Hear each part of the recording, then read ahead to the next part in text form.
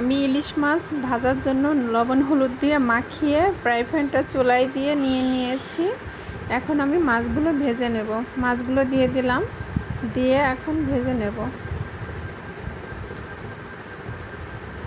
আমি এখন মাছগুলো এক পিঠ হয়ে গেছে, অন্য পিঠ উল্টাই দিচ্ছি। বাদামি কালার চলে এসেছে। একটা একটা করে উল্টাই দেব।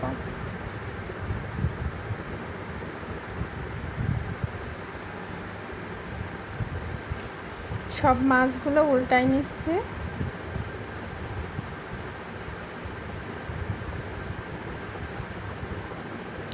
মাছের এখন এক পিঠ লাল বাদামি কালার চলে আসলে অন্য পিঠ উল্টাই দিতে হবে। আমার মাছ উল্টানো শেষের দিকে, আমার মাছ উল্টানো হয়ে গেছে। এবার আমি মাছগুলা আর একটু বাদামি কালার করে নেব অন্য পিঠগুলা।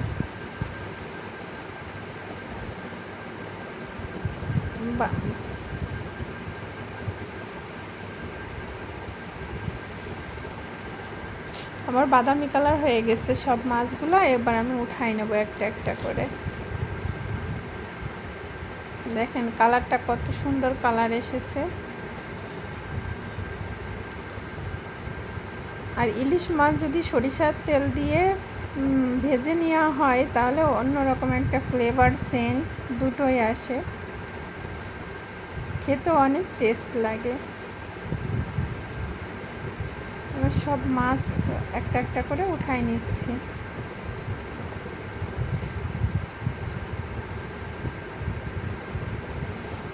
আমি রান্না করছি কাঠের চুলায়।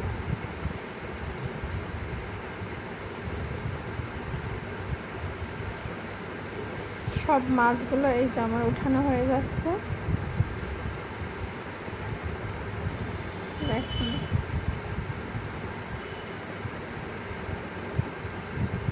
এই পিস হলে শেষ মাছ উঠানো। মাছ উঠানো শেষ আমার। দেখেন কালারটা কত সুন্দর আসছে। এবার আরেকটা করে দিয়ে দিচ্ছি মাছ, ভেজে নেব বাকিগুলো।